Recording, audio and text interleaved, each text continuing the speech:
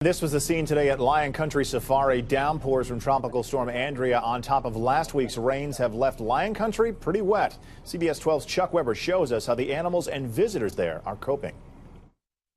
I'm here standing in the middle of rhinos and zebras. No, I'm not in Africa. I'm at Lion Country Safari near Loxahatchee under the watchful eye of staff here. As you can see, a lot of water standing here throughout the property.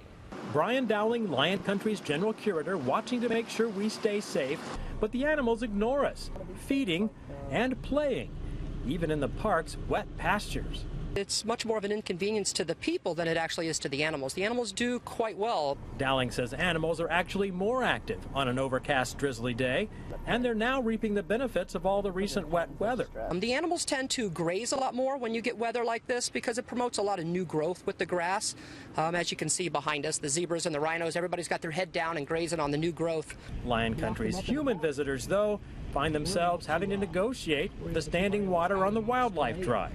To compensate, Lion Country reduces admission for today and offers vans to people whose cars sit too low. Yeah, there was a lot of water. Sue Watts, visiting from Fort Myers, she and her family had to get a van to drive the park.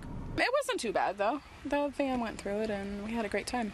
A lot of animals. We still come out here every day, do the same job that we do, whether it's raining, whether it's not raining. In fact, they let me help out today, tossing a few apples at chimpanzee feeding time.